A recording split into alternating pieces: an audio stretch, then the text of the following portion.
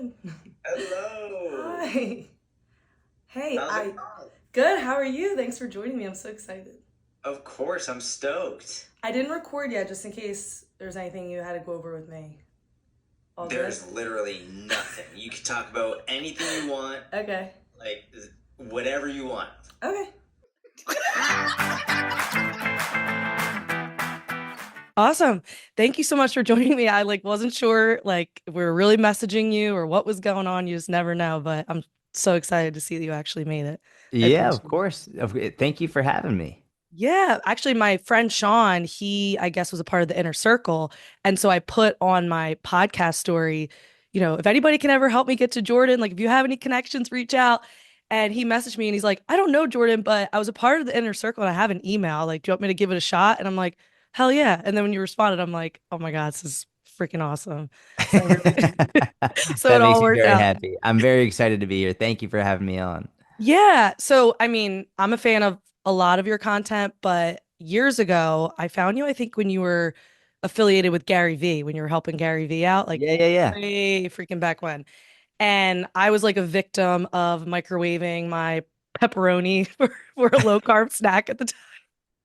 And you were, posting about how to just keep it simple. So I was already a fan of yours.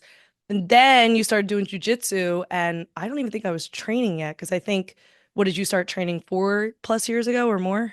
Yeah, I started in 2019. Yeah, so I wasn't even training yet, but you were living in New York, skating, rollerblading to your jujitsu gym. And I didn't even know what jujitsu was, but I was like, this guy is like badass skating to whatever type of exercise I didn't understand. Fast forward to me training, then I realized really what a badass you are because I realized how physically demanding jujitsu actually is. Yeah, yeah, yeah. So once I started jujitsu podcast, I'm like, gotta get them on. So I really wanted to start with how did you even start getting into jujitsu? Like, what was your first experience? Yeah, so well, I wrestled from when I was like 8 years old to 18. So I Mm, wrestled my whole like youth and right. I absolutely loved it. And I went to high school. I graduated in 2009. So it was like 2004, 2005 to 2009. And obviously, social media didn't exist yet. Yeah. But there were a couple kids on the team who did Brazilian Jiu Jitsu. And they sometimes hosted some Brazilian Jiu Jitsu tournaments at our high school. So that Right. was when I first got exposed to it. But I sort of remember thinking it was just like this wizardry, like I Right. didn't understand it. There's Yeah. also, especially at that point in time, there's a lot of like beef between the wrestlers and the jujitsu crowd. And I feel like now with social media and they've had a bunch of crossover matches on flow Yeah. grappling and whatnot. And now it's everyone realizes like it's best to have both and they both help each Yeah. other. Whereas back then it was like wrestlers hated jujitsu people hated Yeah. wrestlers. And I just thought it was this crazy wizardry that I didn't understand. And I remember I I finished wrestling, went into powerlifting, and then after I was done powerlifting, I was like, you know what, I want to give jujitsu a try. Yeah. But I went into it with a huge amount of ego. I was 24 or 25 and I had set some records powerlifting and I had wrestled for 10 years. So in my mind, I'm like, I'm very strong. I have 10 years of wrestling under my belt. I was like, I'm going to be very good at this. Not a Right. problem. So I was living in Boston and I found Kenny Florian's academy was only like 10 minutes from me. So I remember I looked at the class schedule and they had beginner and advanced, beginner slash intermediate advanced classes. And I called them and I told them that I didn't need to do the beginner class. Like just the chutzpah on me, it was Right. wild. And so they were like, cool, come to the intermediate slash advanced class. Right. And I was like, great. And I go in and I got guillotined. It must have been 12 times. And I went up against this blue belt and I didn't even have a gi. And, and my neck was so fucked. I don't know. Can I swear? But like, Oh, it, absolutely. it was so bad. Like I literally for like 2 weeks, I had to use my hand to get Oh, out of bed, like to lift my head up. And then I was like, okay, well, I'm just not going to do jujitsu. So then I just didn't go back. oh, Um, okay. And then I ended up getting an opportunity to coach Gary Vaynerchuk, and I was really focused on my business. Then by the time that ended, I was super into mixed martial arts and jiu-jitsu, and at that point I was like, I really need to learn this at some point. Yeah. And what happened is I was on my Instagram and I saw a picture of I obviously followed George St. Pierre like any mixed martial arts fan would, and he posted a picture on his Instagram with some of his training partners, and I saw who was tagged, and I was just clicking them, and I noticed one of them followed me. Okay. His name is Mark Cerrone. He owns a Henzo Gracie Academy. He owns two Gracie Yep. Academies, one in Naples, Florida, one in Connecticut. And I lost it. I was like, holy shit. One of George St. Pierre's training partners follows me. So I DM'd him. I was like, hey man, thanks for following, blah, blah, blah. And he ended up inviting me to Henzo's in Midtown. He's like, let's like just get some training in and like just get you involved in jiu-jitsu. Right. And that was it. That like You're hooked.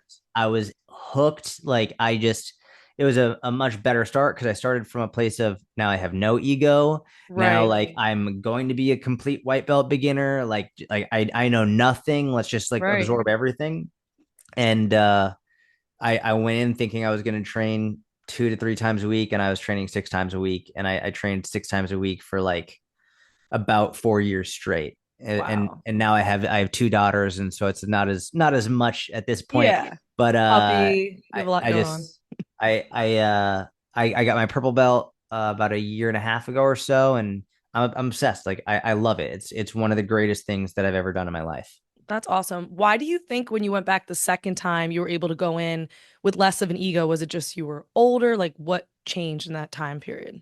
Well, I think the first ass whooping I got really like made me Humbled realize you? like, oh, like my wrestling and my strength essentially I wouldn't say it means nothing, but it doesn't mean much when you're going against even a mildly trained individual. So like I Right. really like my ego was put aside. Yeah. And then also, yeah, I got older, but even then, like I know a lot of older people who are just assholes, and like age Hmm. doesn't necessarily mean much. I think I it was really mainly I got my ass kicked, and then when I went in the next time, I had that history of knowing if I have that ego, I'm going to get hurt. So I Right. realistically, I think it was that reset my expectation of, okay, why don't you go in with zero ego so that when you get beat, it's not as big of a hit. And Right. that because after I got beat that bad, I didn't even want to go back. I didn't want to show my face. Yeah. So then now going in, I was like, cool, I'm gonna go in and I know I'm gonna get beat, and like I'm supposed to get beat, and that's part of the journey. And now I didn't feel as bad, even though like it sucked. Like Yeah. It's not fun. the first 2 years were horrible. Like the first 2 years, that was the best advice I got. Damian Anderson, he was a purple belt at the time, but he could have been a black belt. He's now a mixed martial arts fighter. He's just absolutely incredible. Hmm. I met him in the changing room at Henzo's on my like within my first week of going, and I was like, hey man, like what's your best advice? And he was Right. just like, for the first 2 years, you're going to be absolutely horrible. Just like, and that helped me as well, knowing, okay, so this isn't like a week or a month or a 6 month thing. This is for 2 years. And then the funny part is after 2 years, yeah, you start to feel like you might be getting it, but also you're still getting smashed. Oh, So yeah. Just in a different way, pretty much. yeah, yeah, Yeah. yeah, yeah. Yeah, no, that's crazy. And what's a testament to jujitsu is that you had a wrestling background and you understood like body mobility, like the way the body moves through your background. So imagine if you didn't have that. Oh my Actually, gosh. that was me, okay? So I came in no wrestling background, no understanding of anything, and I was beat the hell up by women, men, children. I was just harassed for still actually I'm still being harassed. But but I love it. Like I'm obsessed with it. It's the only hobby I've never quit actually. So That's amazing. I it's kind of love that. crazy. Yeah, actually, so I had messaged you, forget why, you had posted something about your purple belt, and I had just messaged you to say, you were one of the reasons I started because, you were somebody I saw that did jujitsu and then somebody else. And eventually you're like, all right, this must not be as corny as I thought it was, like it's not Yeah. like in my mind, I'm like, I'm not doing that ground karate. Like, fuck that. But it's not. It's really freaking cool. So you're not training as much, but you're still dabbling. Yeah, so I got mats for my garage, and Nice. so I have some dudes come out, and we just roll and put on the music and have Oh, that's fun. awesome. It's That's it's so not cool. as it's not as I really enjoy the technical side. Like I Yeah. love learning. Yeah. And lately it hasn't been as much about learning. It's more just been about just having good roles, like not as Right. much drilling, which I think I will get back into that probably within the next 6 months. I think the main thing is I was going to classes, and the only class I could really go to was the 8 p.m. class. Right. Um, and that's not true because I could technically go to the 5 a.m. class, but like I'm just too much of a bitch at this Yeah. point. No So like I way. technically could, but I'm just not. But the only one that I could really get to was the 8 p.m. And I was finding myself being at the 8 p.m. class, wishing I was putting my daughters to bed. Yeah. And so it got to a point where before it was the thing that I always wanted to be doing was jujitsu. And I had Mm-hmm. never been at jujitsu wishing I wasn't there. Mm-hmm. And as soon as it got to a point where I was like, man, several nights a week, I'm missing putting my daughters down to bed. It was no longer worth it at that Right. point. So I think eventually, I think within the next 6 months, change of schedule, I'll be able to make that happen and go more frequently and do more drilling because I love that's what I love the drilling part of it. And Yeah. that's when you really learn the most. But right now it's just occasional sparring and just sort of flow rolls with the boys. Yeah. No, I get that. When I'm about 2.5 years in, and so there was a point, probably up until 6 months ago, where I was so obsessed. My family was like, "Are we ever gonna see it?" Because like I don't have kids or a family of my own, but I was like saying no to everything because I was so tunnel vision, and I felt like I had to play catch up almost because Yeah. I started at 31, and I was like, I gotta catch up to the skill level of all my black belt friends, right? Which the longer you train, the more you're like, that's Good never gonna luck. happen. Yeah. Yeah. But you think when you're a white belt and even a blue belt that you could do it. You can't. And they're progressing as you're progressing. But literally one day my sister called me and was like, I haven't seen you in like 3 months. Like, can you possibly carve out an hour? And I was like, all right, maybe I should like set my priorities straight. So I found a balance, but it's true when you start, you're just like balls to the wall, like tunnel Yeah. vision, right? Yeah. That's all you think about. Yeah, it's the best though, actually. So I've been following your flexibility goals, Yeah. right? Yeah. And you've been getting a Yeah. lot more flexible. And I really wanted to ask you, have you seen that allow your jujitsu to get better? I assume Dramatically. yes. Dramatic. What have you noticed? Anything in particular? So I think the funniest thing is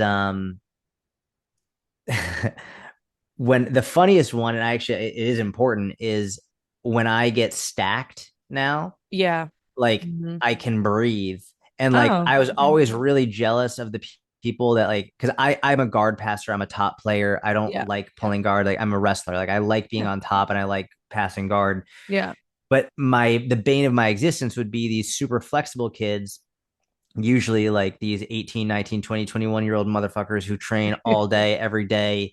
And I would stack them and I could just put their feet behind their head and Right. like they would They just didn't be like care. they didn't care and Yeah. they could still play their guard and then they'd somehow catch me in a triangle or an armbar and I'd be fucking pissed. Yep. And I was always jealous of that because I think it's a huge advantage to have so much comfort in that position. Hmm. And I'm not Gumby yet, but I can be stacked and be comfortable, Yeah. which is like because before if I got stacked, I wouldn't be able to breathe well and I Yeah. would literally just let them pass because it was just Right. so uncomfortable. Now I can be like, I'll chill here, like I'm fine.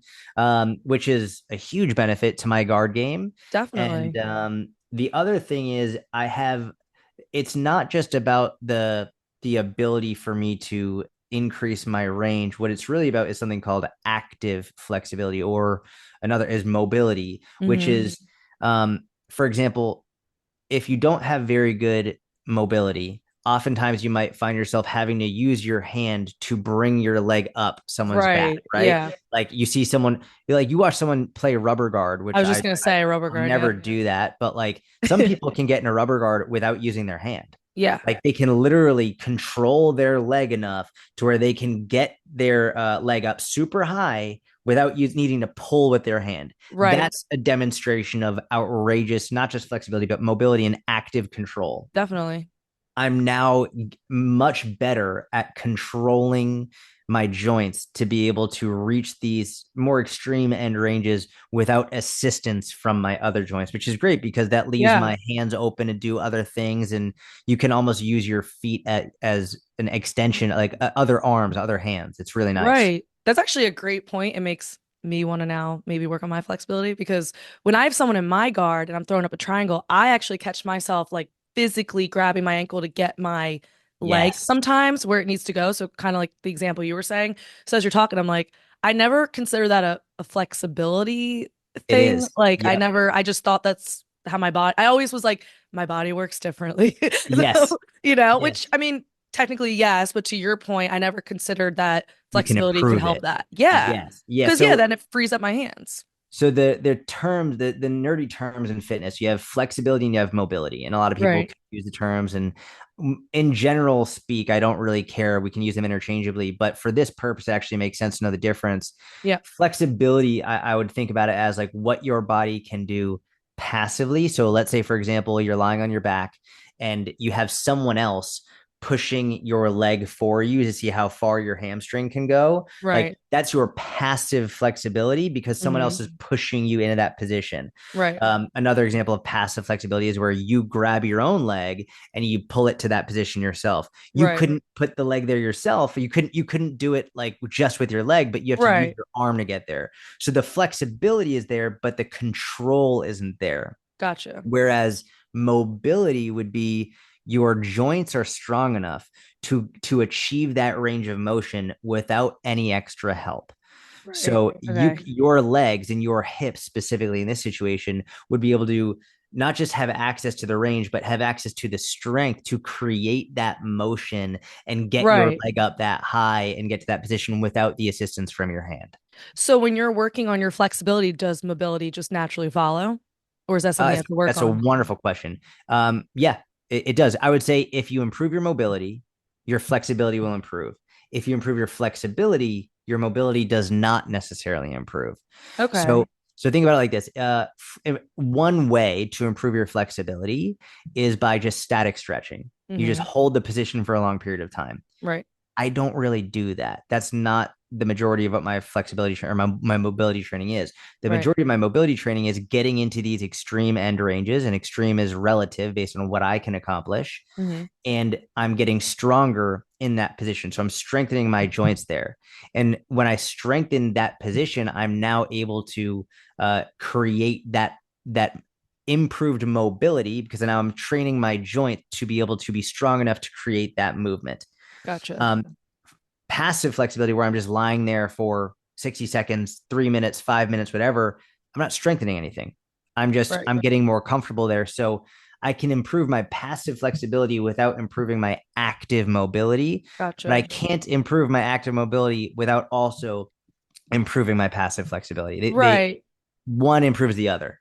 That makes perfect sense. And as you were explaining it, I'm thinking, I think yoga probably has both, right? Like it allows you to work on both. Depending which yoga you're doing. Yeah. So Okay. some yoga is much more calm and Yeah, relaxed. And like it's yin much, or whatever. yeah. Right. Whereas like something like a Bikram style yoga Right. or like a more strength focused yoga is definitely, I would say, I'm not going to say better for everything, but it's better for mobility. It's better Right. for getting stronger in those end ranges. Right. No, that makes sense. A lot of I started doing yoga with a friend recently, and a lot of jujitsu people that I train with are now starting to include yoga in their, Yeah. weekly exercises. I just think they kind of go perfectly hand in hand. Yes. 100%. Absolutely. Yeah. So that's awesome. So you've seen, I've been wondering because I've been following and I was like, I wonder if his jujitsu is getting better. But yeah, for like anything to do with mobility with jujitsu, I definitely struggle. So I'm gonna add that to my very long list of things to do The there. other one is guard recovery. It's Okay. way better. Like, again, looking at these young kids or just anyone who's really, really good, but a great guard player, you can almost pass their guard. You get to the side and Yep. like you're almost past, but then they can throw a fucking leg in out of nowhere. Mm-hmm. And it's like you just put in all this work and they were somehow able to get their leg in super close to their chest. And they'll often be like, well, it's the way you move your hips, the way you move your hips. And that's a part of it. But Mm-hmm. if you actually look at the way that their leg is in relation to their hips and their torso, their mobility is wild. Right. And so what I found is the better I've gotten at being able to essentially crunch myself up, which is hip mobility, spinal mobility, all of that put together, and also lower ab strength, the better you can do that, the easier it is to recover your guard. You can keep throwing your legs in to prevent them from Right. closing that space. No, that makes perfect sense. It's funny. Have you ever seen the memes where it's like the person that you think you should be worried about at jujitsu, and then it's like the Yes. person, it's like Mike Musumeci or something. Yeah, It's always like the exactly. tiniest, like mobile person, right? Yes, Yeah, exactly. it's the truth. Those are the people, and people that start jujitsu, they always think that little person's not going to be the one, and you're like, yeah, go roll with them, enjoy your time. Yeah, Like, have fun. They're yeah. gonna rip your neck off. It's insane. While we're on the subject of like exercise with jujitsu, are there any like certain exercises you do to help with jujitsu, not mobility wise, but strength wise? Yeah, so I'll say one of the big mistakes I see a lot of people making with jujitsu strength is um they'll do a lot of grip exercises. Okay. And the reason I think this is a mistake is because especially if you're training jiu-jitsu frequently, Yeah. you're getting all the grip work you need. True. Yeah. Like you, so there's a law, the law of specificity, which basically it is exactly what it sounds like. If you want to improve something, then the number one thing you should do is that thing. Hmm. If you want to get better at jujitsu, then do jujitsu. And I bet you've rolled with a lot of people, men and women, who are very good at jujitsu, and they get a hold of your collar, and you're like, "What the fuck? No, Like, I absolutely. can't break this grip." And Yeah. they don't even strength train, Yep. but they've got these gorilla hands that Hmm. as soon as they grab that collar, you're like, "My posture's broken, and I could rip on this hand all day, and it's not Yeah. coming off." Yep. It's because they've done it so for years and years and years and years and years. The ironically, the added grip work will often hinder your ability because you're going to be recovering. You're putting more stress and more stress and more stress. I mean, they're Right. small joints, they're small, it's small little muscles, and doing a lot of extra grip work is going to hinder your ability to get stronger, and Right. for those small tendons and ligaments and muscles to recover. So if someone was only training 2 to 3 times a week jujitsu, I would say maybe adding 1 to 2 days a week of some grip work might be beneficial. But if you're Okay. training 5 6 days a week plus, you shouldn't be doing grip work because you're gonna actually probably end up giving yourself arthritis. You're gonna have some type of an issue down the road. Right. So for me, I don't really do much extra grip work. Hmm. Also in any good training program, you're going to be working your grip already. So like Right. deadlifts, you're already working your grip. Chin ups, pull downs, Hmm. you're already working your grip. Right. So even something like I think one of the greatest exercises for jujitsu is a kettlebell snatch. A Hmm. kettlebell snatch is an amazing, amazing conditioning and strength exercise, and it includes grip training within it. Right. Yeah. I like the snatch a lot from the grip perspective because when you learn how to do grips in jujitsu, and I still consider myself a beginner, but when I remember when I had the epiphany of like when I first started, I would just hold on for dear life. Right. And then of course my grip would be burned out in 15 seconds and it'd be a big problem. You start to learn when to hold tight, when to relax, when to hold Hmm. tight. So it's like an Right. on off thing. The snatch is exactly that. Sometimes you're gripping it tight, sometimes it's relaxed, tight, relax, Right. tight, relax, tight, relax. So you're sort of getting a very similar response as you would to jujitsu grip. So that's I think something that is overlooked and often overdone. Hmm. Um, what I will say is one of the biggest we I think at this point in jujitsu, we're at a point where we understand if you have two people of equal level, the stronger person is going to win. For me, the way Right. that I analyze it is where do people tend to lose because of strength? Hmm. It's not just anywhere, but like at what points are people really losing? And one of the major ones is if you're stuck in someone's closed guard, that's a bitch. And like, and the reality is, well, technique plays an unbelievably important role in this. Sometimes if they're just way stronger than you, you're fucking stuck. Yep. And so I'll do a lot of work mimicking a closed guard situation where like number one, I just need to get my posture. Right. The Right. last thing you want to do is just allow them to pull your posture down. So one of my favorite exercises is I take a big it's called a D ball, or at least Rogues is, but it's like a big heavy Yeah. medicine ball. Yep. I know what and you're talking I'll hug it, and I'll hug it in front of my chest. So like it'll my arms go around it. I have short arms, so like I hug it like this, and I'll be sitting in that guard position, and then I'll essentially do a good morning where I bend all the way forward and then come all the way back up, all the way forward, all the way back up, and then I'll try and lift progressively heavier. Sometimes I'll use band resistance, but either way, like just getting stronger of being able to get my posture. Yeah. And then sometimes I'll just hold it. I'll try and hold that for like a minute, 2 minutes, 3 minutes, which is devastating, but conditioning myself in that position. What I'll also do is I'll do lunges from that kneeling position. So not regular lunges, but Mm-hmm. like lunges where I'm literally kneeling on both knees, and Mm-hmm. from both knees, I have dumbbells in my hands, and then I'll stand up and I'll come all the way up and then get back down, come all the way up and get Okay. back down. I'll do it on a mat because I don't want to do it on a hard ground. But Right. like I'm essentially doing lunges, like kneeling lunges where I'm kneeling and I get all the way up and all the way back down, similar to what you would do when you're standing up out of someone's closed guard, where like Right. you're trying to stand up and they're trying to pull you back down. Those are two of my favorite exercises that I've actually found have a huge carryover. And I noticed as I got stronger with that, I've always been fine with people about my size, Mm-hmm. but I compete at like 140-ish, like, and that's if I'm cutting weight. I walk around 145. Um, with people around my size, I'm great.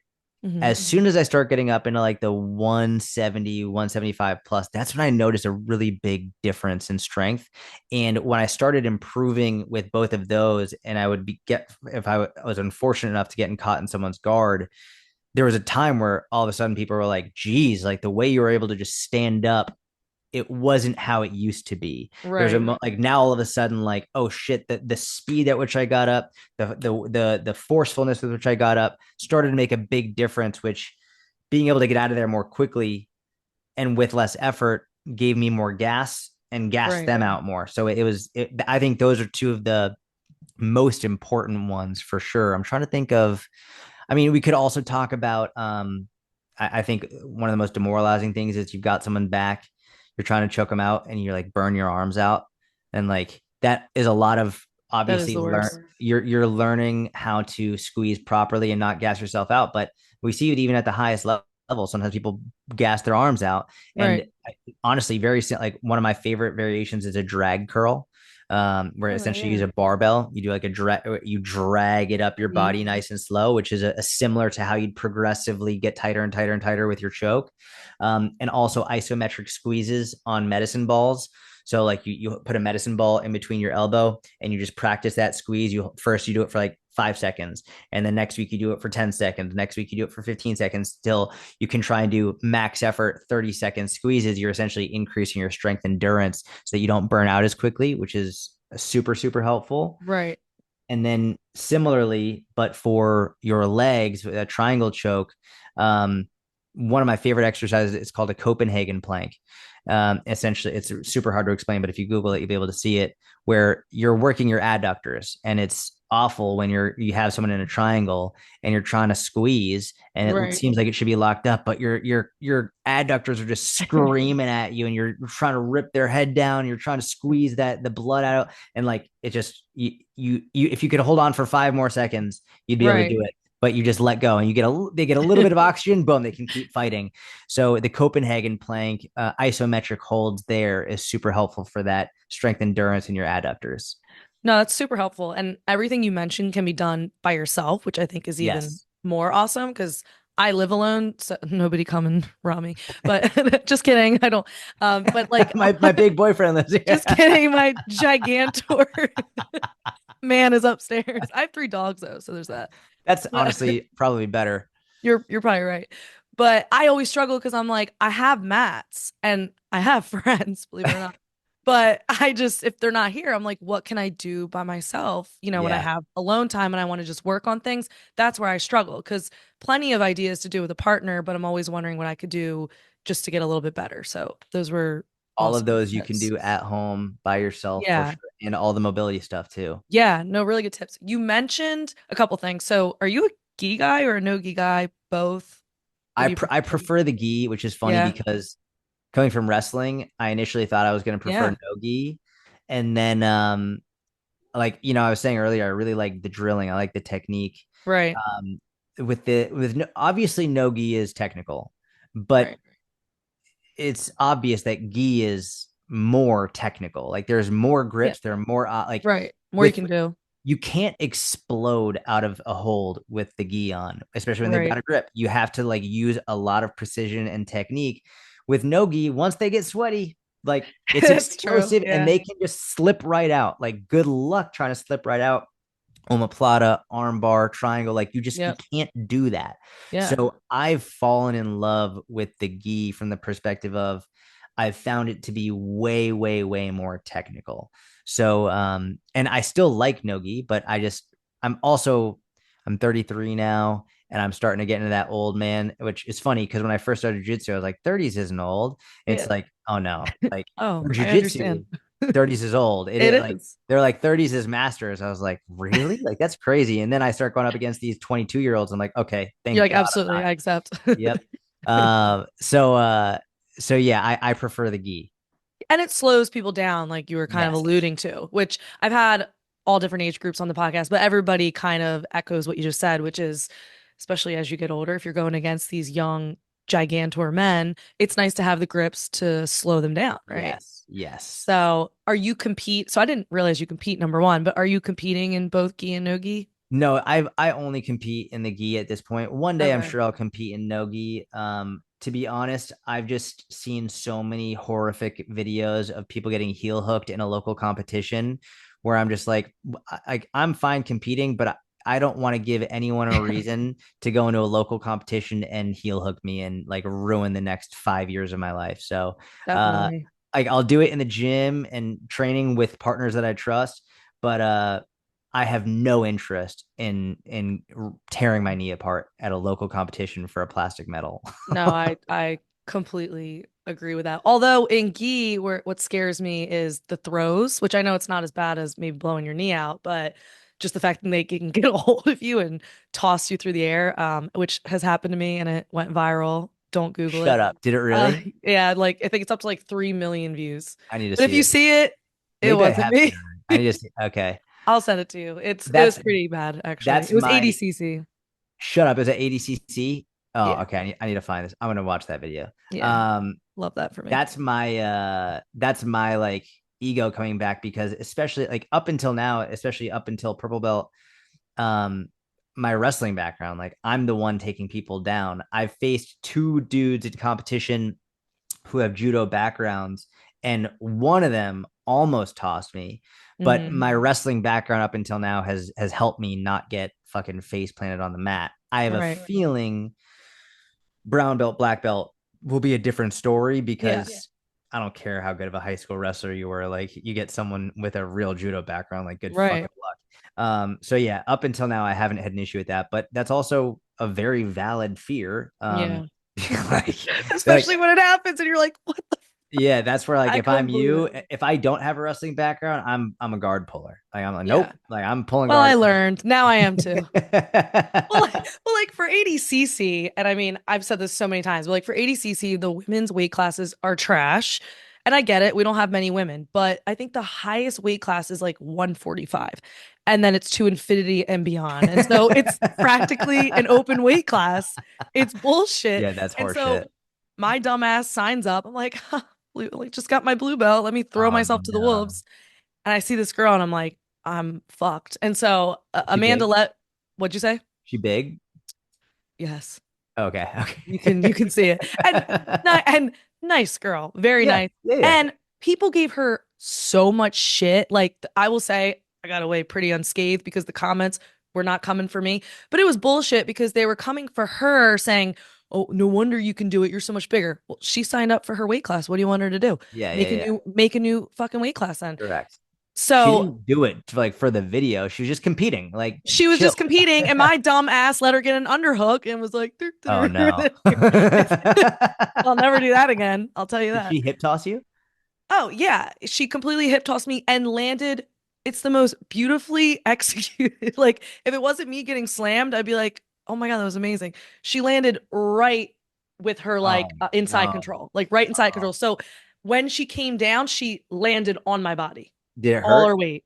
Oh, fuck. So Did you I don't know break if a you rib?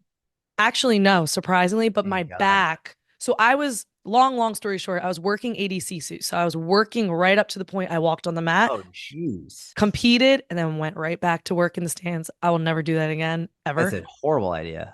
Horrible, but I was like, you know what? They're paying my way. I'm gonna work for it, whatever.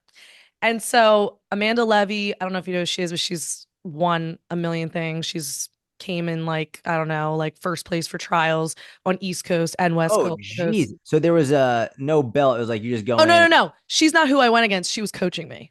Oh, okay, Yeah, okay, yeah, okay. yeah. No, no. But this girl who went against me, she also did trials the next day. So this was ADCC Open, but then Yep. she went against Amanda Levy the next day, who's my coach, Yeah. right? So day one, the girl hip tosses me. You know when you know you're hurt is when it goes silent. And you're Yes. like, Yeah. something very bad just happened to me. Because it's like so much noise, and you're like, boom, silence. And I'm like, fuck, am I dead? Like, I'm like wiggling my toes. I'm like, am I still on Earth? So I was fine. I just needed some icy hot or whatever. But the next day, Amanda Levy goes against this same girl. Amanda's even smaller than me, takes the girl's back, chokes her out in like 10 seconds. And I'm like, Yeah. and my dad's like, well, how come Amanda was able to handle her? I'm like, well, Amanda's a fucking third-degree black belt and I'm a blue belt. Like, give me a break, dad. But I learned my lesson. I'm gonna stick to grappling industries for a little bit longer, but it was Smart. fun. Smart. It's But a it good was experience. It's a good it story. was. Yeah, but now I'll sit from now on. If I see someone and I'm like, I don't think I can wrestle them, I'm sitting my ass Smart. on the mat. When it comes to competition, you cut, I assume, right? A little bit. Yeah, I when I was younger, I would cut more, and before I had kids, I would definitely cut. Now I'm at a point where I'm probably not going to. But yeah, like I would cut, especially for wrestling. I used to cut a lot, but yeah, the most I've cut for jujitsu was about 12 pounds. But I'm probably not going to do that anymore. Have you helped other competitors cut? Yeah, I actually, Ethan Krellinston from. Yeah, actually, yeah. So I worked with So you've him on his helped. nutrition. Yeah. That's cool. So obviously I know there's a lot put into it, but is there any like top things that you give advice to your competitors to help make the cutting a little bit easier so that they don't have to be too brutal about Yeah, it? I mean the ADCC, like working with Ethan, that was the way that they structured it. They had like two weigh-ins. It was an absolute shit show. Yep. But the general recommendation is this: number one, don't um don't wait until. And it's funny because a lot of people like look at fighters and they think that they've just got everything under control. It's like a lot of times Mm-hmm. they don't at all. Don't wait until the last minute to start cutting weight. Yeah. This is something ideally you want to start at least 8 weeks minimum, if not 12 to 16 weeks, depending on how much you have to cut. Right. Um, I would rather you do a much slower and steadier approach, because if you try and do it more rapidly with 4 weeks, people think, oh, well, I don't want to like be tired for 8 or 12 or 16 weeks. It's like, well, if you do it for a longer period of time, it's not as Right. drastic. So you'll actually have more energy and your training will be much better. And then by the time you get to a week out from competition, you're basically on weight and you don't need to cut any water. And what's way worse is getting super dehydrated, because the Yep. amount that your performance is affected with dehydration, like even teeny tiny bits of dehydration, radically hurts your performance, like Yep. dramatically. So my goal is to have as little dehydration as possible. So with Ethan, it was a lot of, all right, let's start early on, because Ethan is shredded to bits as is. Like he doesn't have much to lose. So Mm-hmm. it was a lot of just like, let's try and lose as much as we can ahead of time, and then minimize the water cut as much as we can. And also, ideally you want, if you are going to cut water, which is normal, like a little bit of water cut, you just want to keep it as little as possible. Right. You want to spend as little time dehydrated as possible. Yeah. So like I know a lot of people will start, like stupidly, they start trying to water cut like days Yep. out, and it's like what are you doing? Like, it doesn't make any sense. It's actually unbelievably dangerous, and you can lose a lot of water very quickly. You don't need to start doing it 2, 3, 4, 5 days in advance. Right. um, a lot of people really like this idea of water loading. I'm not against it. I know, and it does have a time and a place, but I think a lot of people use it inappropriately, and it's one of the things where it's not necessary. There are Right. ways to cut water without doing this really obnoxious, intensive water load that's going to make you pee insane amount. Like you don't need to do that. I prefer, I generally prefer not to water load, but if I'm working with someone who likes it, that's fine. We can do it. It's just Right. generally I found it to be unnecessary. So I try and save the water cutting for that, like the final, like not literally an hour, but like the final few hours, like Right. the less time you can spend dehydrated, the better. And then in terms of after you weighed in and the nutrition leading up to competition, obviously if you're competing 5 minutes after you weigh in, it's different, which is a lot of like local tournaments or IBJJF tournaments. But if you're competing, if you've got 24-hour weigh-ins, then you have much more leeway. The main thing is don't do what a lot of dumb people do, which is go on a massive binge and eat a bunch of food that you've been hoping for the last 12 weeks or whatever. You just spent 12 weeks cutting weight slowly and sustainably. You can wait another day, Yeah. wait Yeah. one more day. You want to have foods that you know your body can tolerate. Absolutely fill up, eat a lot, make sure you're rehydrated and carbed up and all of that. Simple digestible foods like dates are a really good option. Having some Pedialyte to rehydrate, all that. Simple like oatmeal is a really good option. Bagel, even like just to start rice cakes, just something easy for your stomach, but something that you know you can digest well. Because the number of times I've seen athletes go get pizza and pasta with cheese on it and all this stuff, Yeah. and then they have diarrhea and they I was feel just like gonna shit. say, yeah. And it's like the diarrhea, you're already dehydrated, and then you're Yeah. like, it's really really bad. And then their legs and arms feel heavy. They just don't have that pop. They don't have the explosiveness. So stick to things that make you feel good and you know you tolerate. And then once the competition's over, then you're good to go. Right. Do you recommend for your athletes to have like a simple sugar right before they're going out on the mats? Anything like that? Yeah, so I think that's totally fine. I think it's a good idea. I wouldn't do it like a minute before, like because it does take a little bit of time to Right. digest. So I recommend within like 15 to 30 minutes beforehand, making sure you're getting something in.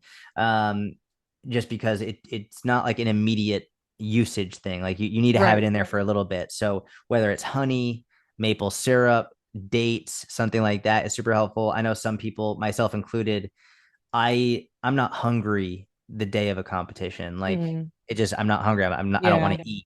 So I'll stick to something like honey or maple syrup because it's easier. But I know other people who like they could just eat. Like it doesn't fucking matter. Yeah. They'll eat whatever. So for them, if they want Right. to have like toast, banana, a little bit of peanut butter, and some honey on top, that's totally fine. But for me, I would feel sick if I did that. Right. And then as far as when the competition's over, I know you were saying don't go crazy and eat everything. Is there anything you advise to recover immediately after you compete?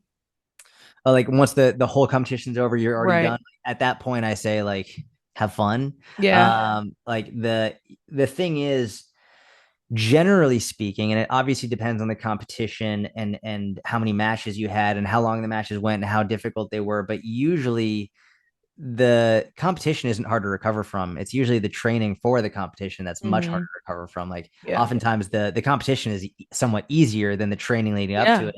So I would say one in terms of supplements, a supplement that is actually helpful again before you compete would be beta alanine. That would be one of the supplements that I would say would make sense to take. Just be aware that oftentimes it will lead to like tingly feelings. And Hmm. so like if you start to get like why do I feel like a crack Yeah. addict and like getting tingly skin, that's from the beta alanine. But um that's I'm not a huge supplement guy, but that would be one of the supplements that actually does it can and does improve your endurance, strength endurance. That would be worthwhile.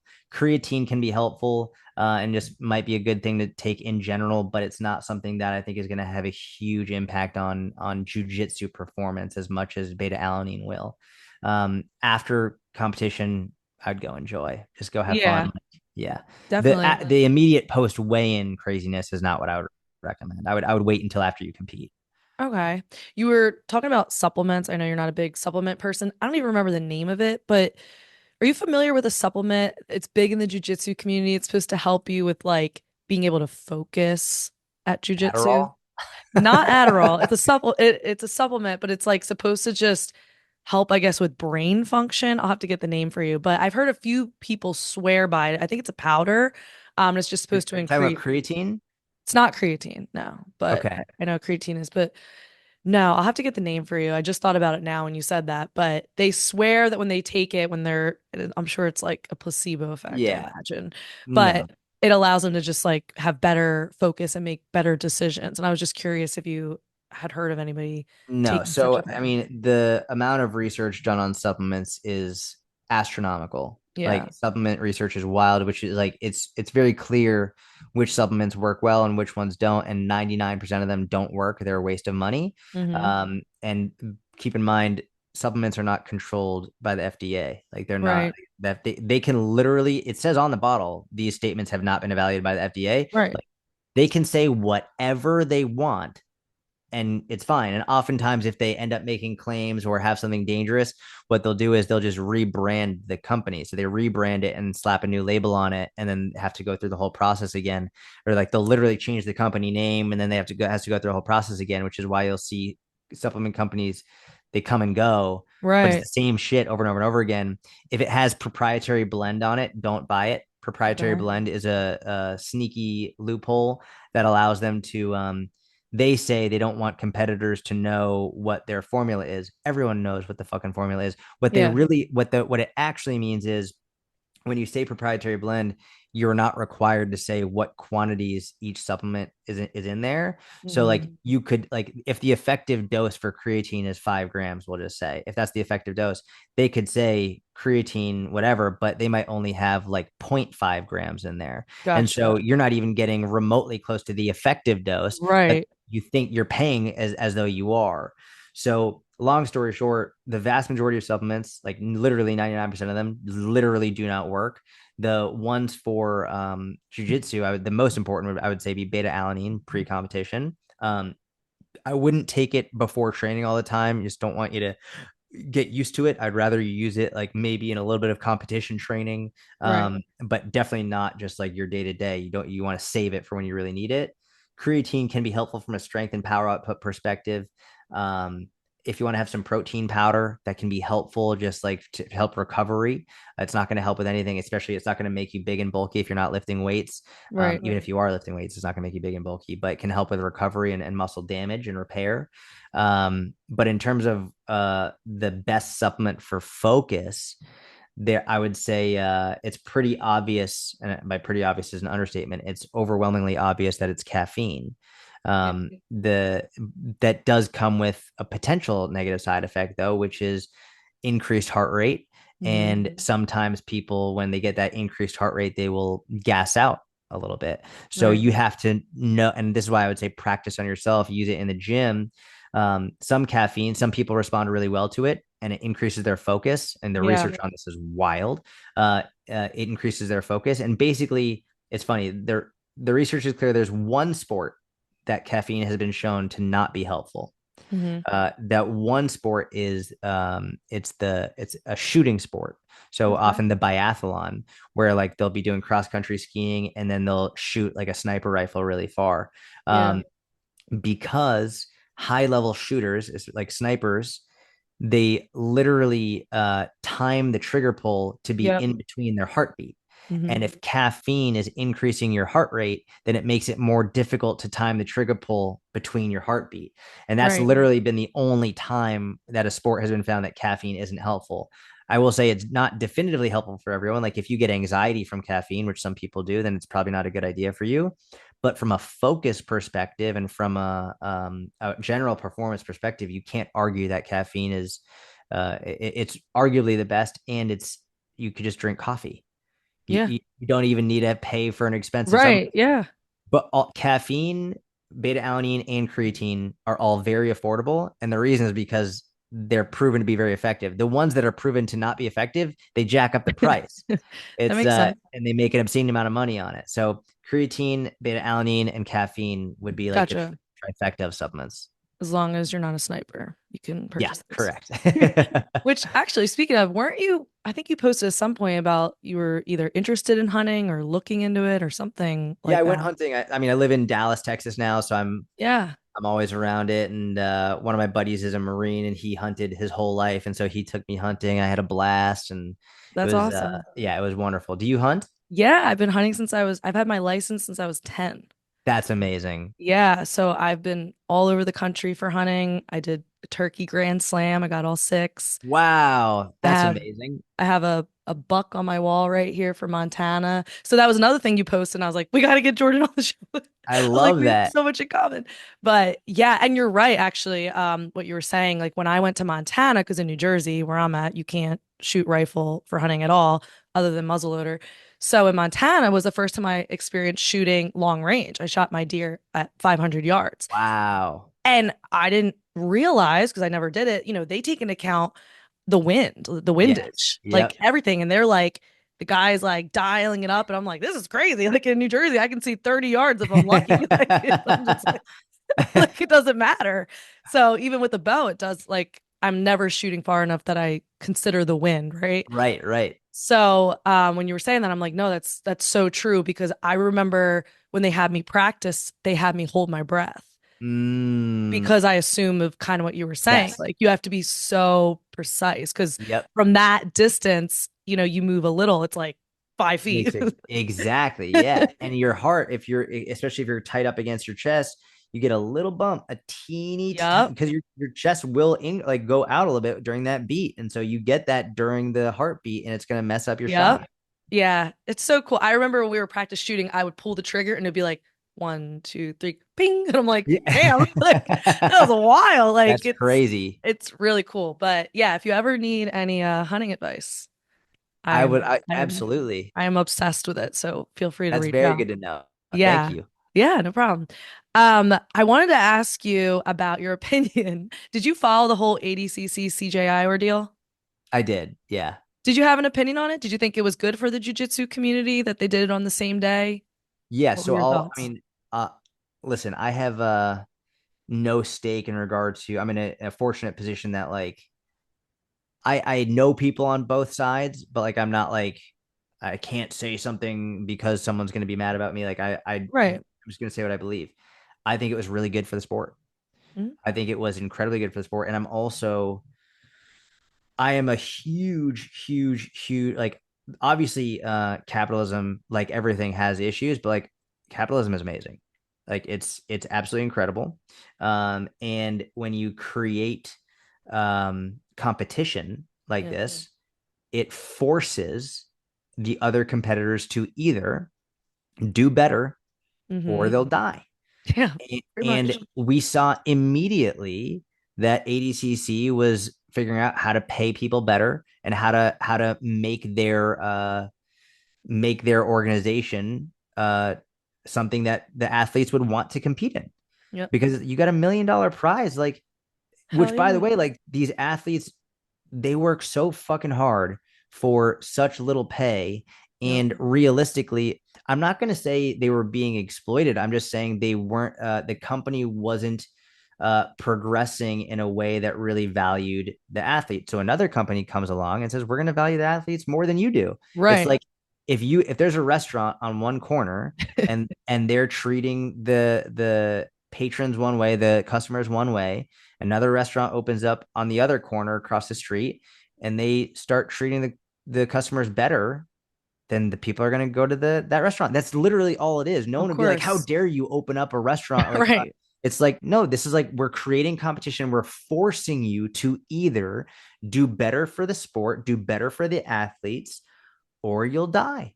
And Right. that's how this works. So in my Right. mind, it was not only a good business decision, it was also in a huge step for the sport, for the athletes. I don't see how anyone who claims to support capitalism and who claims to support basically everything that America stands for, how anyone could be mad about that on a principle level. Right. Right. And I mean, I was out there going between because I had some friends competing at ADCC and then Fion was at Oh, she's amazing. CJI. Yeah, she's incredible. Oh my God. Yeah. I had her on the podcast right as she found out she got the match with Mackenzie Dern. And I was like, oh my God, this is so awesome.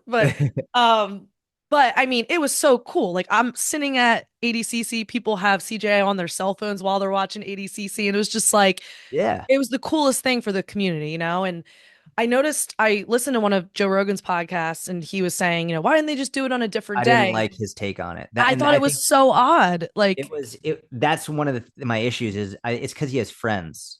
who Yeah, of those are his course. friends, and like Yeah. he's being a good friend, a loyal friend. Yeah. But from a principle, that's literally why I was like, on a principle perspective, Yes.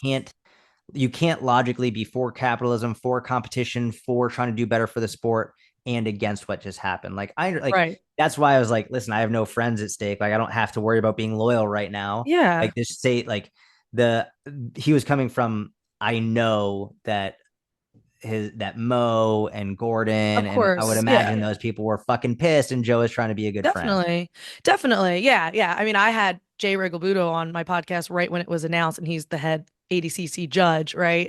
And he's one of my coaches. So I was definitely heavily influenced in one direction as well. But once it was all said and done, and I think I'm not gonna put words in their mouth, but I think most people can agree that it was good for the sport. Yeah. Whether you liked it or not, it was good for the sport, you know? And for whatever it's worth, like the way that the CJI like set everything up, like that was a fucking awesome event. Awesome. It Like was so cool. they not only treated their athletes really well and paid them really well, they also stepped it up in terms of the production, in terms of how everything ran. Like that wasn't just a slight. That was we have a better idea, a better vision, Hmm. a better opportunity, and also we're going to do it on the same day. I'm sure there was a little bit of a fuck you, which is like Yeah, fine, but of like course. I listen, that this is America, and the reason we have become such a powerhouse and so many other countries have adopted what we have done is Hmm. because we create competition. Yep. We like that's why our technology and our innovation and so much, like if you want to improve, you create competition. That's it. Absolutely. If And you we don't like saw we saw almost instant immediate, improvements. We immediate. saw women that half of us didn't even know were being paid less, number one. Yep. We're being like that was we were all like, wait, what the, what are you getting paid? So they were all of a sudden, I mean, Mo came out and said, like, all you had to do was ask. It's like, Oh, oh come. well, fuck me. Okay. Yeah. Like, wish I thought Well, of that. obviously that's not true though. Yeah. All we had to do was get someone else to make a competition that put Yes. you at risk and have you Right. losing money. Like, no, it wasn't all you had to do is ask. Because I Right. bet if we did ask, like there would have been some form of negotiation. Now Of you're course. offering it. It's not all we had Yes. to do. Yeah. All we had to do was ask and, like you said, create competition that kind of forced you to say Yes. yes. Yes. Like we literally held you to the fire. We're like, how about now? Like, oh, no problem. Like Correct. that's what we had to do. And That's a bullshit answer. That's a bullshit answer. It's not all yeah, we had to do. right. And that's how things work though, right? Like that's how you get things done. That's literally how you get better innovation, better technology, better like the sport will be infinitely better because of this. You'll now have people who are getting into jiu-jitsu because it's a wider known sport, because it's drawing in more eyes, because it's like Right. this is so much better on every level. I don't think people fully understand how much this is going to improve the not just jiu-jitsu but the MMA community. It's yeah, it was I'm in fully in support of it. And by the way, like I have competitors in my business that like when a competitor comes out and does something better than you, it sucks. Like I Yeah, get it, it but I'm does. also like respect because now I got to do better. Like Right. I Motivates get it, you. but like Yep. that's what like it's an amazing freedom that people have literally died to protect, and it's Yep. like it's on a principle level. You can't argue with it. I get it. It sucks to have Yeah. competition. You'd want to be the top dog and the best and the best and the best. You want to just be the Right. top without really, but that's not how it works. Right. And honestly, like I don't see, CJI replacing ADCC. I think they're just both gonna continue to step up their game is how I kind of view it. That's how I hope it is. I would hope that ADCC won't just crumble now, like because Right. that would suck, but Yeah. that wouldn't be CJI's fault. That would be Right. ADCC's fault. Like they get a choice now. Right. Right. We don't have to spend so much on a venue. We Yeah. don't have to like spend like do all this nonsense. Like we could just get a more affordable venue because people don't care. They would watch it in a parking Oh lot. yeah, I don't give a shit. They don't Actually, they care. might prefer it to be like a shittier venue. Like people love Yes. like the rustic. And you pay the athletes better. They're gonna promote it more. Like Yeah. there's so like it's gonna so much more positive will come from it from paying the athletes better. Like and that's just the foundation, but there's even more to it. So yeah, I mean, as long as they don't just crumble and quit, which I don't know why they would, it's just Right. gonna make both of them better. Yeah, and there's some things ADCC has a CGI doesn't have, right? Like the opens and the trials and all those things. So Yeah. they still have a certain edge, and obviously they have history and prestige, I would even say. Yeah. So I think to your point, as long as they buck up, I think they'll be fine, Yeah, you exactly. know. And even like Gordon had made a statement that I know Fionn wasn't particularly happy with, basically saying like that's why women were being paid less. Like he was basically saying like bring the ticket sales and then you'll get paid more. And I feel like Fionn kind of proved at CJI that people do want to see women, high level women. Like it has nothing to do with that. Give them the stage and they will perform and people will pay to come see. Well, that is something that I'm curious about because how were they tracking who was putting people in the seats? Right. It's Right. like I think Instagram followers. everyone loves to watch. Instagram followers mean nothing too. Right. Unless they were actively tracking Right. who was bringing this in, then they're just guessing. Right. And so that for like there was no guessing with Ronda Rousey. Right. With Ronda Rousey, anytime she fought, the Mm-hmm. card went nuts. Right. So just like when she was getting paid better than most men because she was putting people in the seats when she was on the card. Right. With this, like I think obviously a lot of people were going to see Gordon, but I Mm-hmm. think when you finally Fionn went to CJI and that went crazy. It's like, oh, Yeah. so now we know that it wasn't just Gordon. Now we know there were other Absolutely. people as well. So if you're going to use that card, which I think is a valid card, like Mm-hmm. who's putting more people in the seats? But if you're not tracking that data, Right. How which I do you know Gordon is a determine? big data guy, like he's Yeah. big on facts, like how are you tracking that? Right. So Right. if And you're I not thought this, tracking it, right. I thought the same thing. I'm like, it's not like when you buy your ticket, you click like who you're going to exactly, see. I thought the exactly, same thing. I'm like, so how are they going off of just like trending conversations, which even that's not necessarily accurate. Yeah. I don't, correct. yeah, it's a good question. Like, I don't know how they track it, but if I ever get him on the podcast, that will be my number one question because I do wonder like why make that statement because I think there's plenty of even though it is a male dominated sport, of course, I do think we have plenty of, female competitors that people love to watch and who are exciting to watch. Yeah, for sure. I mean, listen, I think if they really want to if they really want to do it from a fair perspective, which I think is totally like it should be fair and you shouldn't just get I don't think anyone should be paid because of their gender. Yeah. Like I don't Yeah. think women should be paid more because they're women. I don't think men should be paid less. I don't it Right. just doesn't matter. I think about Right. who's bringing in the most money and who's feeling the Yep. most. But if you're going to play that card, you have to Yep. track the data. Yeah. Bring the facts with it. Exactly. Yeah. Correct. And Fair. like Very even fair. if it's that like you get the ticket, great. Now fill out the survey. Who are you most excited to see? That's a great idea. Yeah. Just like simple, like send out an email. Who are you most excited to see? And even if only 10% or 5% of people fill out the survey, you get a lot of people. Or like even if you just put out a survey on Instagram, put out a survey on ADCC Instagram stories. Who are you most excited to see? And like label it and boom, boom, boom, Right. boom, boom. Like one story is the male athletes, one story is the female athletes, and like you could do it like top five who you're and like whoever gets the top one, they get the top payment, and then Right. from there you And go. then it Like it's trickles down. yeah, exactly. Yeah. Yeah. Because it's so hard to like to split up the pays because it's like at the end of the day, like everybody's doing the same shit. Everyone's prepping the same way. They're showing up. They're putting themselves through the same bullshit. Right. So it's like Yeah. it is hard to determine who deserves more pay when they're all really doing the same amount of work. Yep. So, For me, it really does because it's a business. It boils down to who's bringing in the most money. yep. That's it. Yep. Like because they're all working super hard, but realistically, and one thing that I think both Gordon and Fionn do very well is they both train insanely hard, Mm-hmm. but they're also both super active on social media, Yeah. which is that's another job. And that activity Yeah. on social media will drive to fill more seats. I mean, Absolutely. Yeah.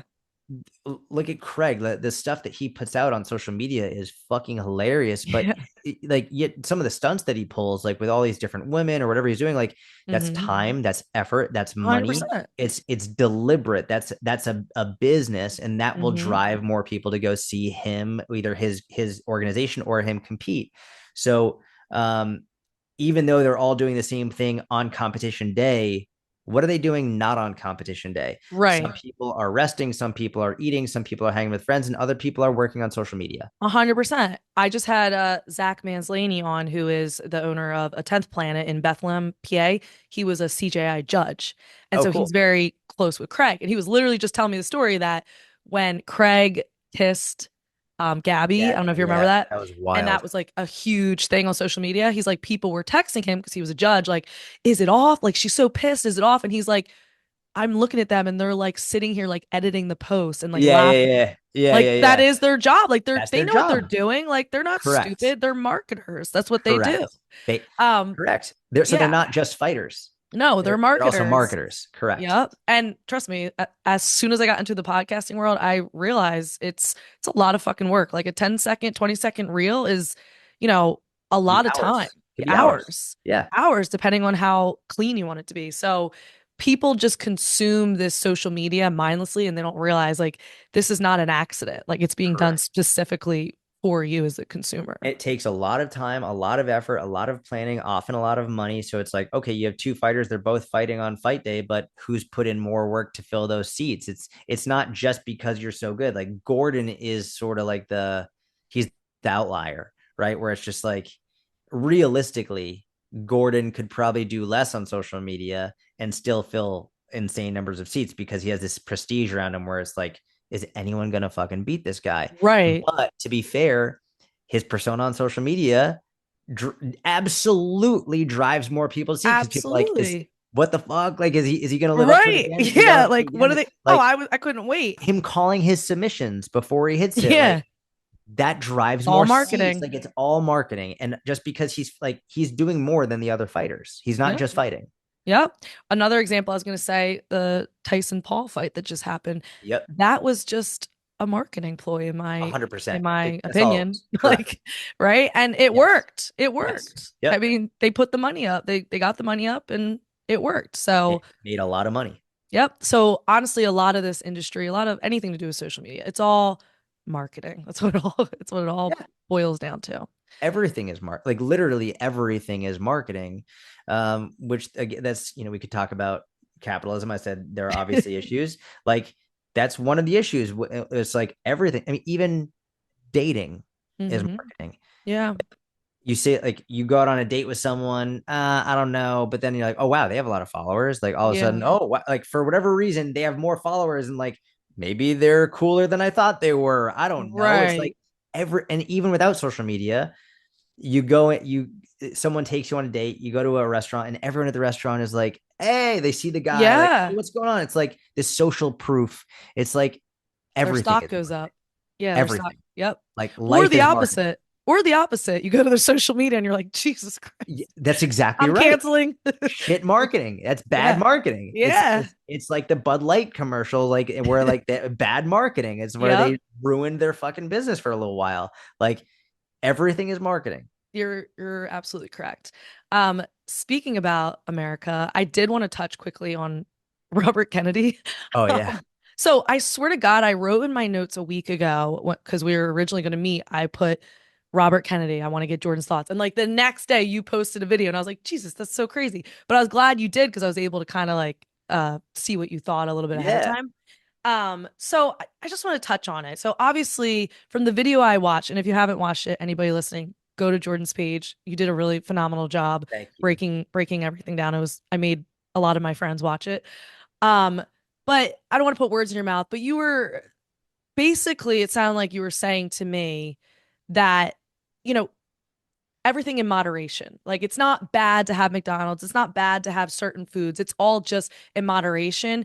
And Robert Kennedy has kind of gone above and beyond to like almost weaponizing some of the foods in our country. And I think the overall umbrella to what you were saying is like we have bigger fucking problems. Is kind of Yeah. what it boiled down to. Yeah. Is that accurate? So I started off the video and I was very deliberate with the first line that I used, which was, this is going to be the most nuanced video on social media about Robert Mm-hmm. Kennedy eating McDonald's with Donald Trump. Yeah. Which, by the way, like that picture was fucking awesome. Yeah. Like if you look at DJT in there, and he's smiling Yeah. like a kid, like that. He had the biggest smile eating his Yeah. McDonald's. And I know someone who is one of his physicians, Trump's Okay. physicians out of Johns Hopkins.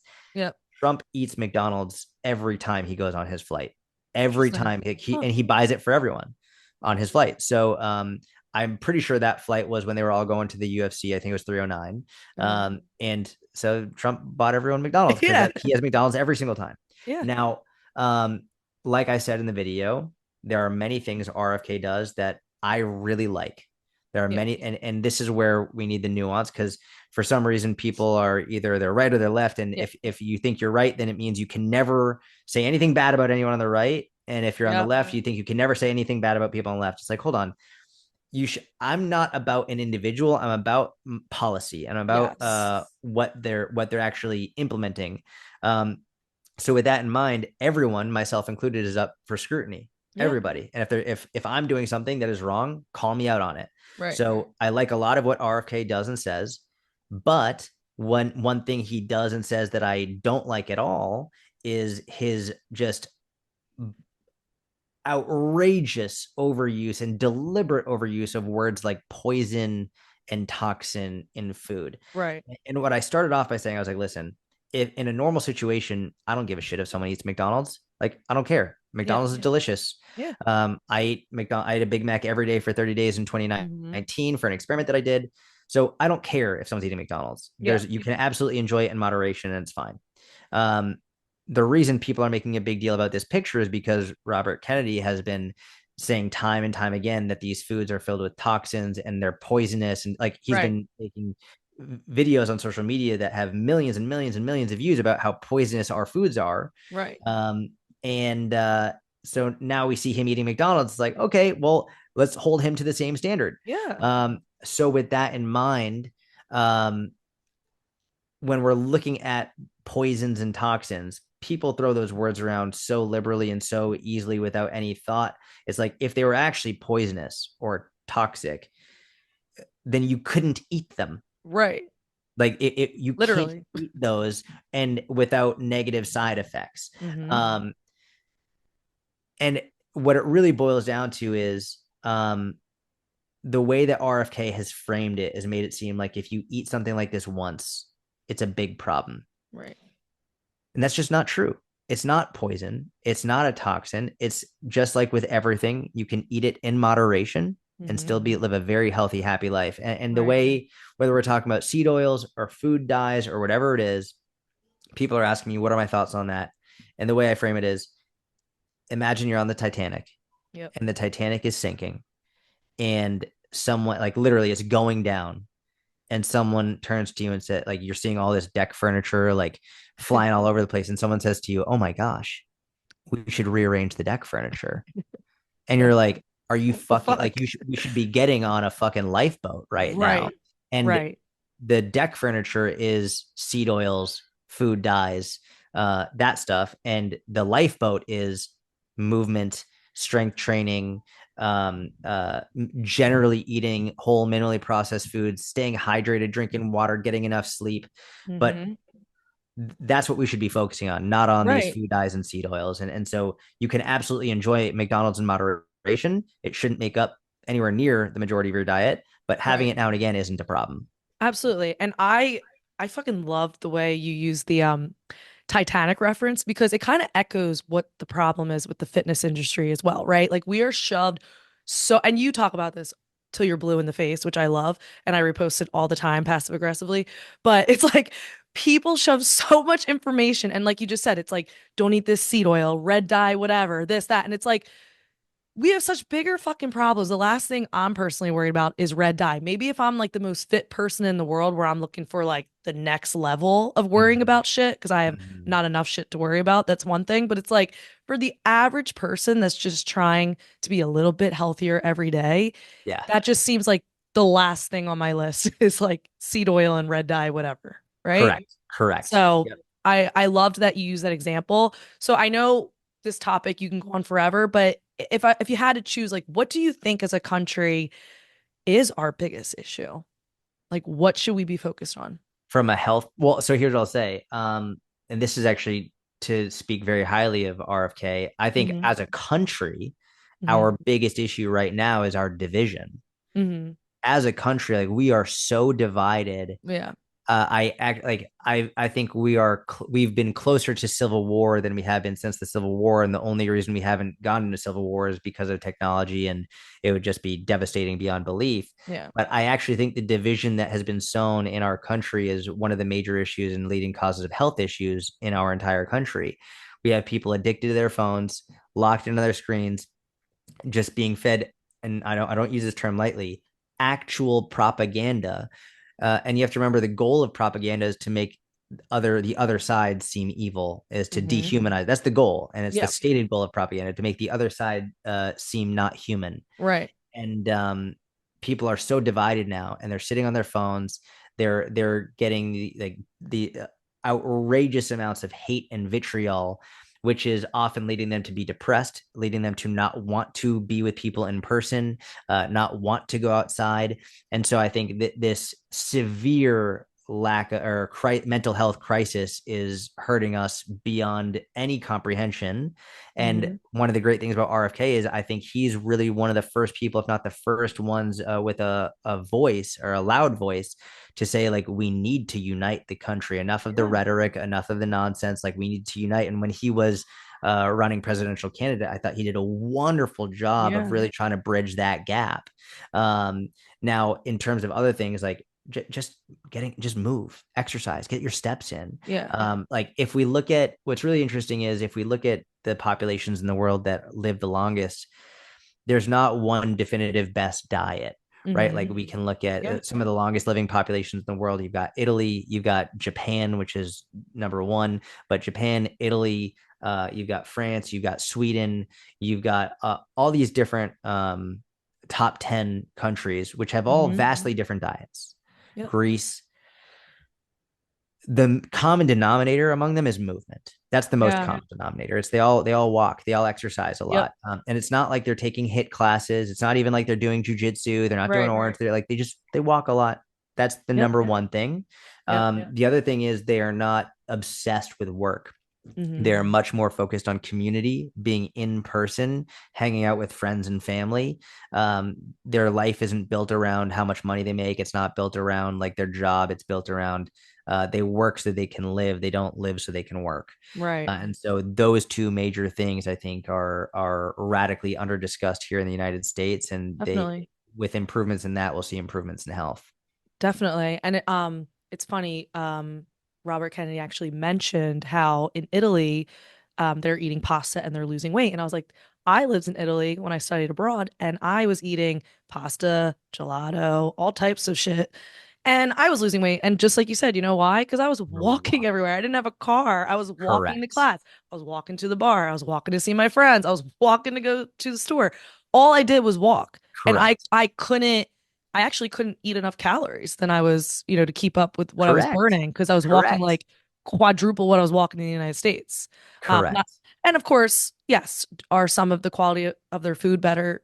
Yes, but I think the walking for It's sure the walking. superseded. It's not even the quality, it's the portions. Yeah, the The portions. portion sizes are like, you go to a fucking Yeah. Dunkin' Donuts here, or like the portion sizes are huge. You see people, they say they have coffee here. It's not a coffee. They have a cheesecake in their cup. It's like, it's not coffee. And the portion sizes here are gargantuan. The other reason why people will often lose weight when they go to Europe is, especially when they're on vacation, at home, they've got a pantry full of food. They're snacking, they're in and Right. out, they're not moving very much. When you're out, like when you're on vacation, especially, you don't have a pantry full of food. You have a Right. couple of meals, and you Yep. eat to your fill at the meal, and that's it. It's often not the meals that are causing you to gain weight. It's your fucking snacking all throughout the Yeah, day in your house. that's true. And so those two combinations, it's like, it's, and the quality of food, like, that's fantastic. It's often smaller countries, less travel time for the food to get into different places. Like, for us, we have a massive country. We're also importing a lot. So a lot of people look at food processing as bad, when the reality is this food processing is saving lives. This Yeah. food processing is saving children. This food processing is preventing a massive starvation crisis. Right. And this food processing is also fortifying our foods with things that we would be lacking if they didn't do it. Right. So it's not the fucking processing that's causing issues. It's you eating like a fucking asshole over and over and over again, and Right. then not exercising. Right. No, exactly. And when I had my friend watch your video, that was exactly what I said. I'm like, I just feel like portion control is like the main issue we should be fucking Yes. working on. Like that is like, because honest to God, what you just said, when I was in Italy, if I sat down and had, chicken and pasta, it was like a third of what we have Yes. here. And I got used to it and wasn't hungry. And then I remember the day I flew home, I met my parents at like an Applebee's or something. And I remember when I ordered, I was like, I wasn't used to it. So when they served me, I was like, God damn, like, Yeah. it was like three meals. Yeah. But you don't realize it because we're just We're used to it. desensitized. Correct. Yeah. It's exactly right. And then we Yeah. had often the where especially at least my parents, but I'm sure your parents as well were part of the you finish what's on your plate. Oh my God. Me and my sisters talk to my dad to this day because my sister's a registered dietitian, Yeah. actually. So she's also drilling in my head. And to this day, my dad has that mindset.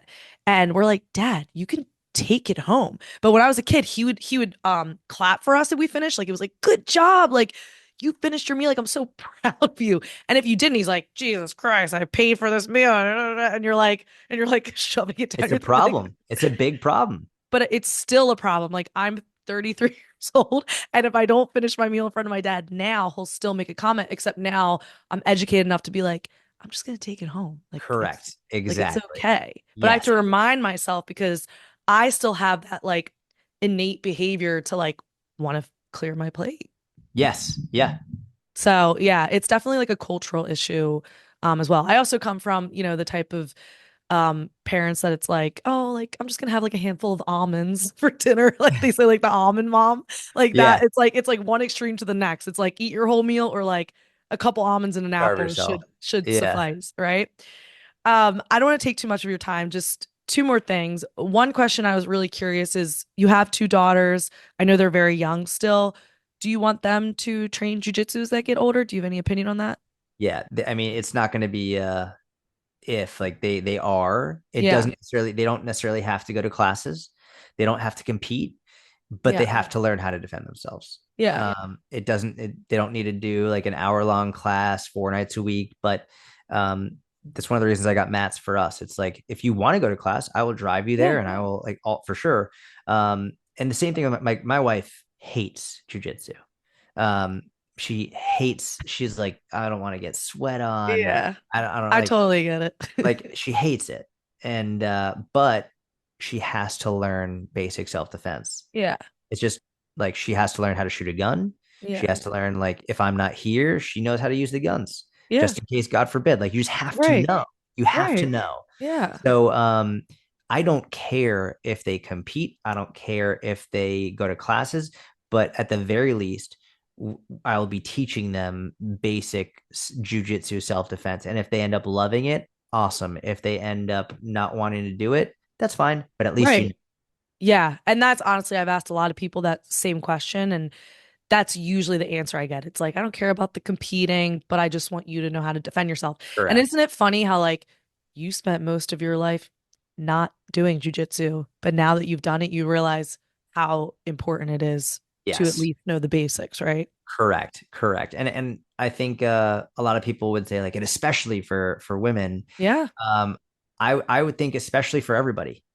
Right. Like, and Definitely. listen, I'm a father of two daughters. Like, yes, especially for them, but also like I have a lot of friends Yeah. who are dudes who have either been through horrible experiences where they've gotten the shit kicked out of them when it was Right. completely unnecessary, and also I just like whether you're a man or woman, you need to know how to defend yourself. You need to learn how to create space.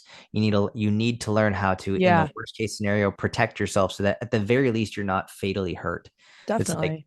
it's just everyone Yeah, needs it's a preventative measure. It's like correct. learning to swim. Like it's just Yes. like Yeah. you don't know when you're going to be pushed in the fucking pond, Correct. you know? My last question was, is there something you've ever been very passionate about that you've changed your mind on since? Yeah. A ton. What Uh, is like one that maybe would be surprising?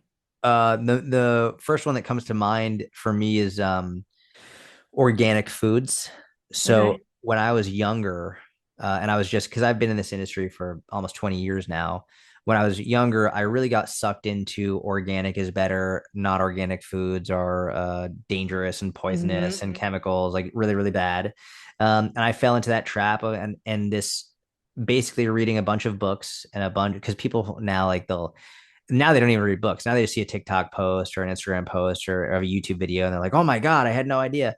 Yeah. Um, I I just got sucked into this narrative that organic was really was the only way to eat healthily and safely. Right. I really regret it because I didn't grow up with money at all. We had a lot of money issues in my house, and I would get mad at my mom because she wasn't buying organic and like she just couldn't afford it. Right. It was a really big issue. And then this is what I went to school for. And so I go to school and now I'm like actually reading the studies and understanding like, oh, okay, so this is what this is the study that they use to say why organic is better for you. But then I actually read the study and I'm Right. like, oh, but that's not what the study said. Like that's not Right. what the study said at all. And not to mention like organic doesn't mean they don't use pesticides. They still use pesticides. Not to Right. mention why are they using the pesticides in the first place? So it's Right. because if they don't, then they're gonna like bugs are gonna eat them and other diseases will come on them. Hmm. And the craziest thing is um I didn't learn this one in school. This is since I've been out and posting on social media about this. This is actually one of the craziest things that you'll ever hear. A lot of pesticide companies have reached out to me since I've been talking about this, and they'll always say, "Please do not share our company name. Like this could be dangerous." Yeah. But a lot of organic farms will call these pesticide companies and have them come spray at night at like 2 in the morning because they'll be like, our What? crops are getting eaten, like we're getting decimated. I'll pay you double. Just please come and spray. Wow. And this isn't one company. I've gotten this message numerous times from numerous Right. companies saying that even the organic ones that claim not to be sprayed are often still getting sprayed. They're just doing it in secret and paying That's extra so they insane. don't get caught because the bugs and shit Right. are killing their fucking crop. So, Right. not to mention, the research is overwhelmingly clear that it's not these pesticides are not bad for us. Like if Right. you're taking the spray and spraying it in your fucking mouth every day, yeah, that's a Yeah. problem. But like eating it on your food is not an issue. Right. It's not. Yep. So now, um, I mean, I haven't like sometimes like if I'm out and the only grocery store near me is a Whole Foods or something, like great, Yeah. I'll stop in and get something. But like, here's what I say: if you want to buy organic and you don't have an issue from a finance perspective, go for it. Yeah. It's not bad. It's Right. great, Right. but it's marketing is what it Right. is. Just Back like to we were talking about, marketing. it's marketing. Yep. Uh, and if I don't want someone who can't afford organic to feel bad or like they're poisoning their kids if they are not getting organic. Like, Right. and my family, we almost solely get not organic stuff. Right. So there's no negative impact on health, no negative impact on nutrition. It is equally as good. You're just paying basically double for the same thing.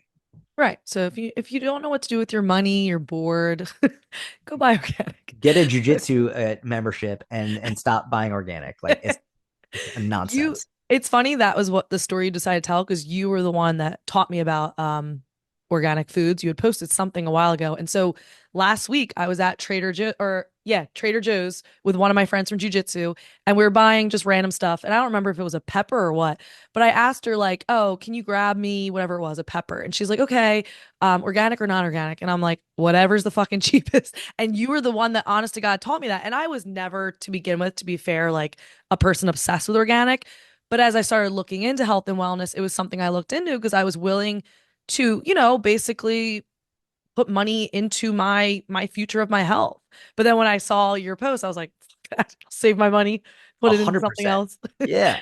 I'll save up for jujitsu privates. Like I don't need a fucking Exactly. I'll invest it where actually it'll count, right? correct. Exactly. So no, I really appreciate that. And I really appreciate you coming on. Is there anything else you wanted to share? Anything else? Last thoughts? No, thank you for having me on. My wife is going to kill me. I've got to I know, get I'm so have sorry. dinner with the girls. But no, thank you. This was an absolute pleasure. I appreciate you having me Same. on. And if you're ever in Dallas, I'd love to hang out. We could go Awesome. hunting, whatever you want. Like I'd love that. Get a roll in. Yeah, definitely. And same, if you guys are ever in the East Coast, New Jersey, tri-state area, definitely reach out. Take you Thank you. guys out to the woods for Let's hunting, to go. be clear. Thank you so much. I'll Of tag you. course. I Awesome. appreciate you. Thanks, Jordan. Bye. Bye.